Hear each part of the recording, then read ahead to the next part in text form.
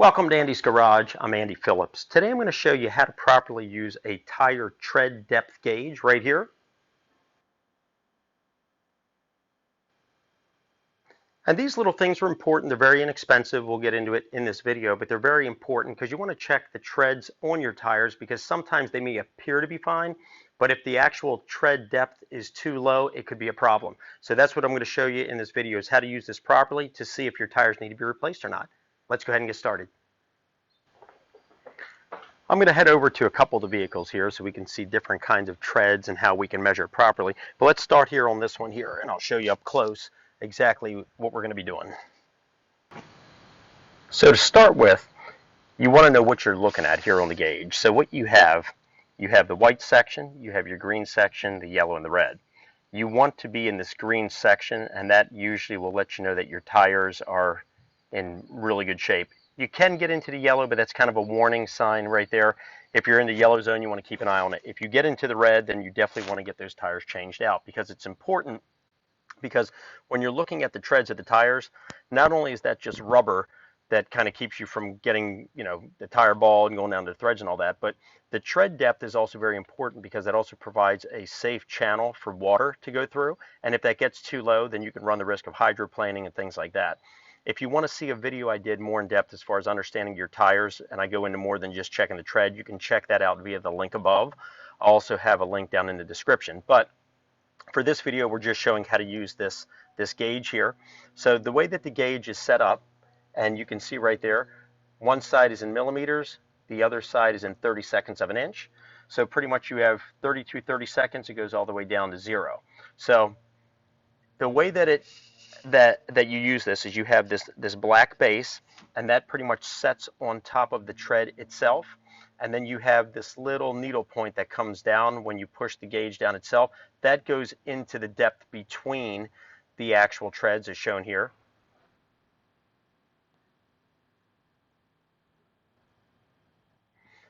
And then once you get that measurement, then this gauge part here will then let you know the actual depth measurement, and then you'll know at that point what you need to do.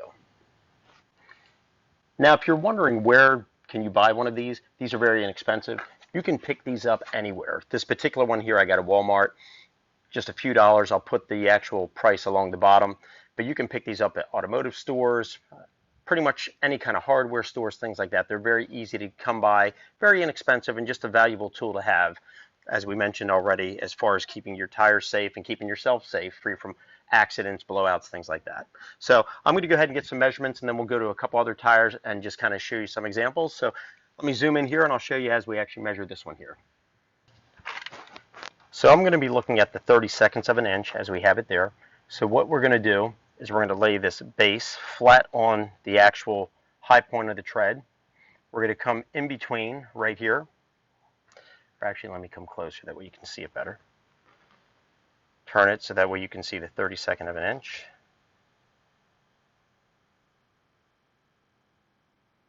And then now with it in place, we're going to go ahead and push the needle part down. And as you can see right here, we are right at the line between the green and the yellow. So we're at approximately, it looks like 5/30 seconds, dipping into the yellow. So these tires here still have tread on them because we're not in the red, but they are entering the yellow. Now, I was planning on replacing these soon anyway, so that's kind of the warning to let you know, might want to look into replacing these soon. Now, if you're getting into the red, you need to get rid of them immediately. If you have a state that has a vehicle inspection and your treads are very low, you can fail that inspection as well.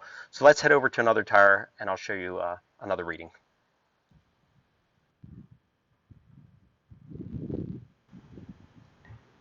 Now I have these tires here, which are pretty much brand new, so we should have a very good reading on them.